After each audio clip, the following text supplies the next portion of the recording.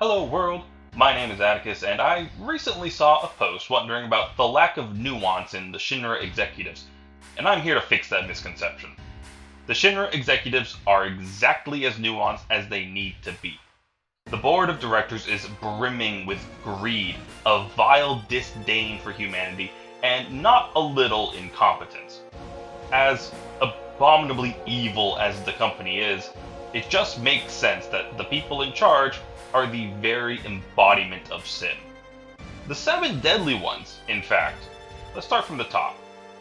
As president, founder, and source for just about every single one of the world's woes, President Shinra could easily fit any of the sins.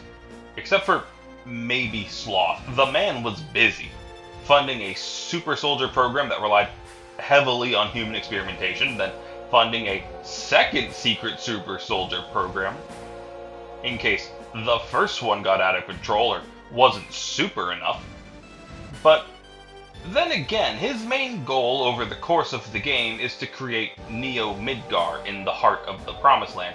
He is well aware of the problems facing the current Midgar, the real one, with people actively living there, but instead of making any effort to address those issues, he would rather chase a dream, betting the lives of everyone in Midgar on it. And if that's not slothful, I'm not sure what is. He's also particularly well known for collapsing an eighth of Midgar in an attempt to murder like 5 people. Pure, unbridled wrath. And his unabashed display of pride during his speech and remake about a world without Shinra. In his mind, without Shinra, without him, the world would be stagnant and impotent, incapable of doing anything in the face of disaster. As if Gongaga doesn't exist. As if people do not naturally extend helping hands to each other in times of crisis. President Shinra, first name President, last name Shinra, is a perfect manifestation of human evil. In the context of the board of directors, however, the sin that he most exemplifies, or rather the sin embodied by him more than anyone else, is lust. As a game that focuses heavily on identity, the nature of humanity, and saving the world from a 2,000-year-old alien, Final Fantasy VII does not have much time to spend on the personal and private lives of its characters.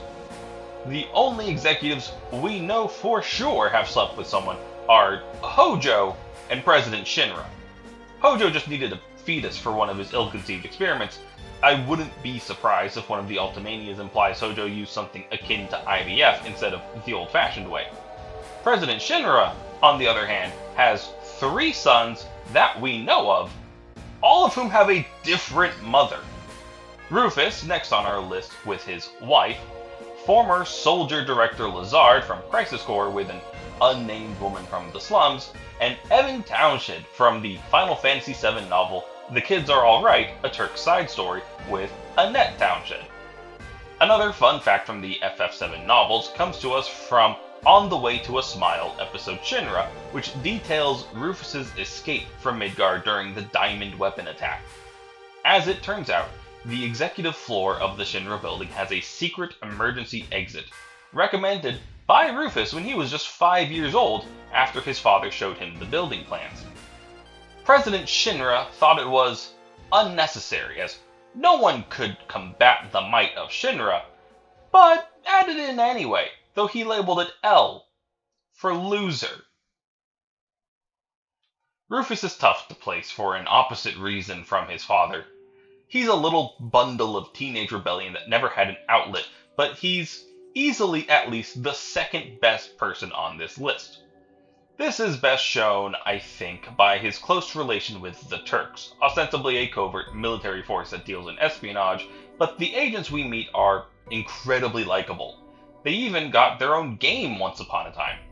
Rufus and the Turks all seem like good people who have found themselves on the wrong side of history, and not necessarily by any fault of their own.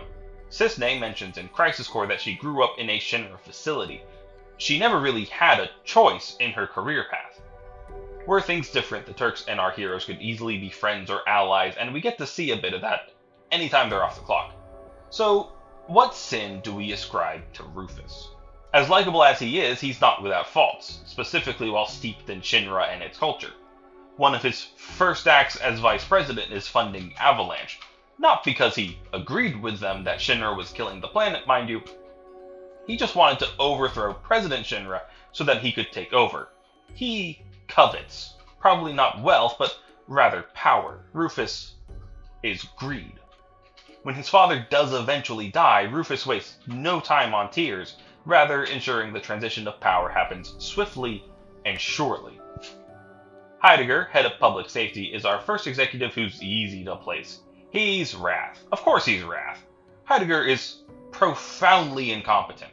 He likely only has the job that he does because he's been with Shinra since it was founded and serves as a good yes man for President Shinra. In Before Crisis, there is a point where Heidegger briefly becomes the Turks' commander, and he is so bad at it that the Turks struggle to do their job. Of all the groups in Shinra and even beyond, the Turks are the one group that I would expect to do a good job even without a commander. But Heidegger's worse than having no one at the helm. He is, of course, aware of his own incompetence, even if he'd never admitted to anyone, including himself. But you can see it in the way he takes his anger out on his subordinates. Most scenes featuring both Heidegger and a Shinra infantryman will see Heidegger verbally and potentially physically berating the soldier. Scarlet, the director of advanced weaponry, is next, and while her design may make her seem like a shoo-in for lust, that'd be a disservice to her character. She's one of the few non-Shinras on the board that's actually good at their jobs. She and her department are responsible for 7 boss fights throughout the original game. 7 boss fights for Final Fantasy VII. Coincidence? Probably. The final of these boss fights, the culmination of her work and genius, answer what sin she is. Pride. Like her proud Claude. She's quick to talk over her fellow executives and doesn't trust anything she didn't make herself, fighting Heidegger at every turn and voting for the disbandment and execution of the Turks. Her pride is well earned. Some of those boss fights can be quite difficult, but it's the instant dismissal of everyone else's work that really cements her as Shinra's embodiment of pride. Reeve Twesty, head of urban development, is a good guy, you might say. And you'd not be entirely wrong. Even as an executive at Shinra, he's the only one who spares any concern for the actual people of Midgar. And after the crisis with Sephiroth and Genova, he goes on to found the World Regenesis organization to help the world recover from that calamity, proving President Shinra's claim that a world without him would fall to ruin false. And yet, while he spares a word for the average person in boardroom meetings, he does nothing to make those words heard. He assuages his guilt and does little else. Reeve is, at least while he works at Shinra, sloth. He even admits as much in the canon Midgar-themed Power Wash Simulator DLC. While you're cleaning the City of Midgar exhibit, he reveals that he's been avoiding that room because visiting it would bring him face to face with the fact that his dreams and Shinra's dreams do not, in any way, align with each other. To his credit, he's getting better, but until he sacrifices the Ketchi unit, he is Shinra's embodiment of sloth. Another fun fact that doesn't really fit. There were plans for Reeve to be something called an Inspire, a person able to breathe life into inanimate objects. It's unfortunate that got cut, because it would have lent some weight to the Ketchi sacrifice. It's a good humorous moment as is, don't get me wrong, but it's a neat bit of cutting room floor lore. Palmer is, like Heidegger, a simple man. While Heidegger was wrath and incompetence, Palmer is incompetence and gluttony. He's a joke. Most of the time he's on screen. He's in charge of the space department in name only. He certainly doesn't do any work, and ever since the failed launch in Rocket City, the department has had no funding to speak of. In fact, the only funding they get is likely Palmer's salary.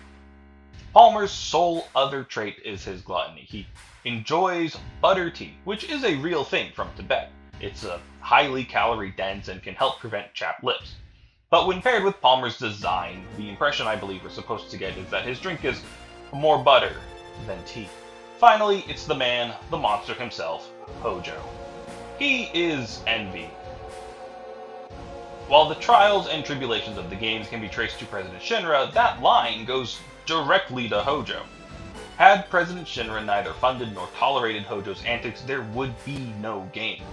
You can catch him projecting throughout most of Crisis Core as he calls Hollander a second-rate scientist at every chance he gets, even though he only has his position because he killed Professor Gast and stole his research. His experiments have no grounding in real science, rather they're whatever horrendous act of torture has most recently struck his fancy.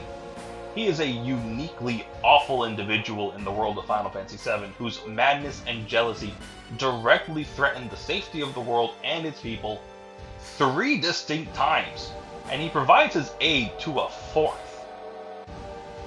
That's all the sins and all the executives. They vary in how fleshed out they all are as characters, but all perfectly serve their role as the pillars of evil maintaining Shinra. I have been Atticus, and thank you for participating.